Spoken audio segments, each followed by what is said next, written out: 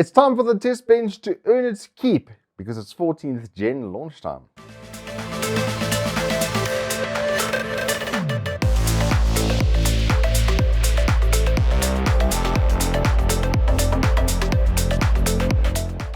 Good afternoon, welcome to Turbo Tortoise Tech. If you're new here, I'm recently 4 pieces running all triple XL.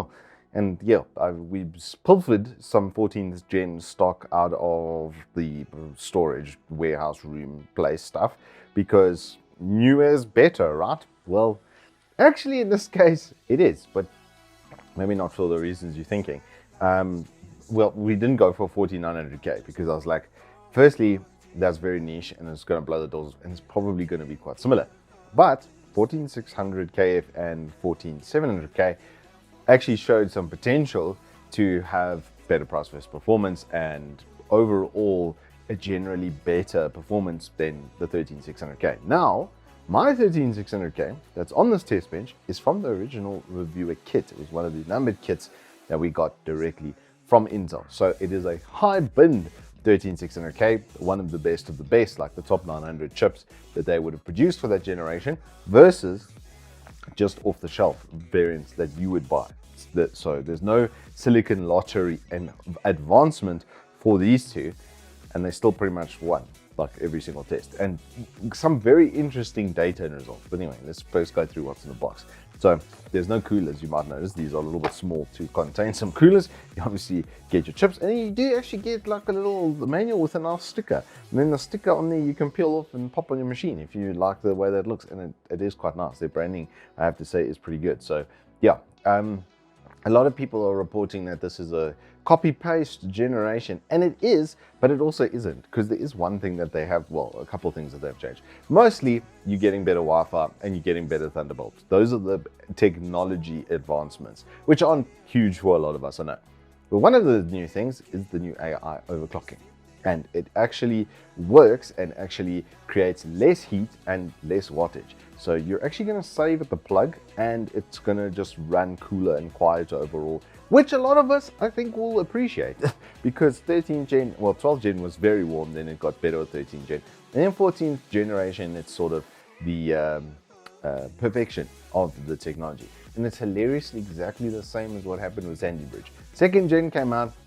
It was good, but a bit warm.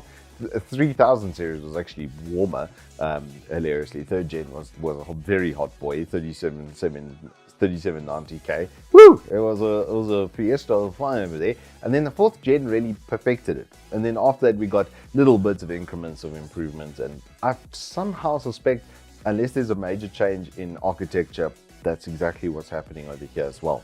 And the 14600KF was quite a lot cooler than the 13600K with better performance or the same.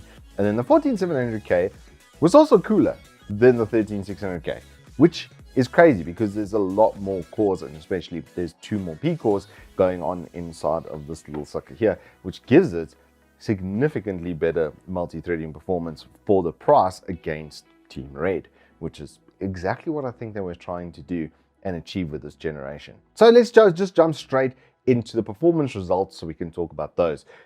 Obviously, we've got to start with the test bench so you know what I'm using. I am on a Z690, so I'm not getting any of those Z790 chipset enhancements, unfortunately, but it is DDR5. We have 5200 megahertz of CL38, good old ADATA XPG. I'm running 216 gig DIMMs over there. We have our trusty big boy 3070 Ti Suprim X. We are going to be doing 1440p results only because 1080p is dead, let's be real. And then that's cooled by the Corsair H100, which is not an uber high-end water cooler. It's just a very good 240. I did make sure the pump was on 3200 RPM. It's absolute maxed out setting for that. And I let the fans go as high as they could possibly go. But this is a very quiet cooler. So, and honestly, for gaming and stuff, I never heard it. It was only when I was doing Cinebench runs, which is where we're going to start off. Now, I did do an experiment with the RAM because the previous generation, even 13 gen, it wasn't that reactive to RAM.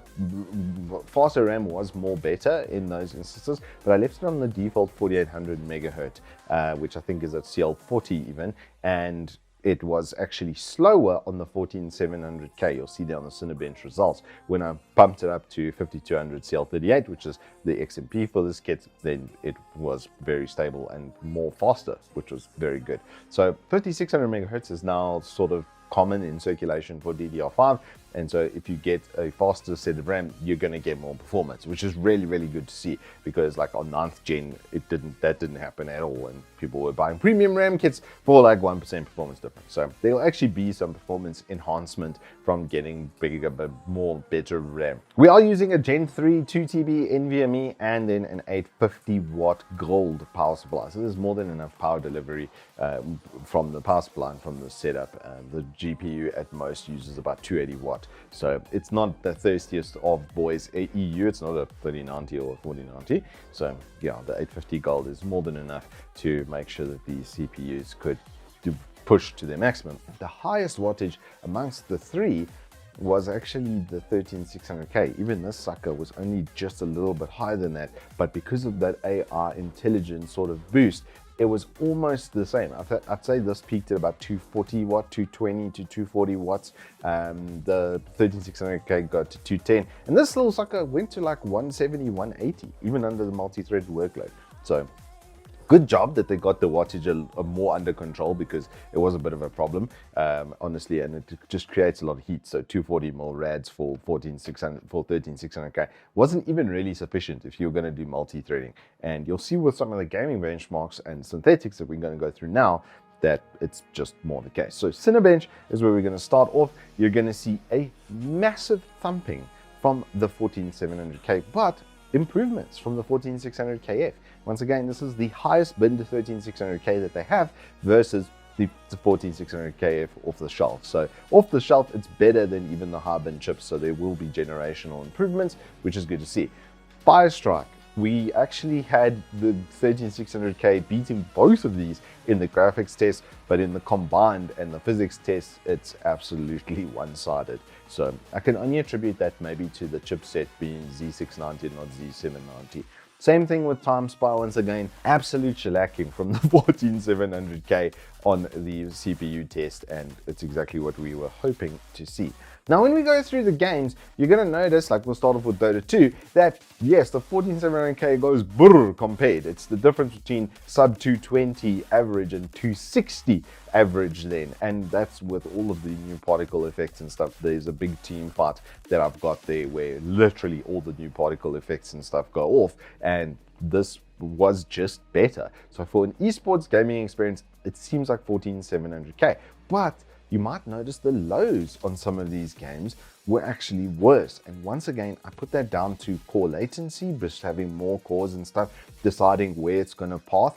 That's probably a part of the problem. And so having the Z790 chipset will probably eliminate that problem. So if you were thinking of 14700K with premium DDR4, that would probably work even better than this. But I think just stay with DDR5 now on 14th gen.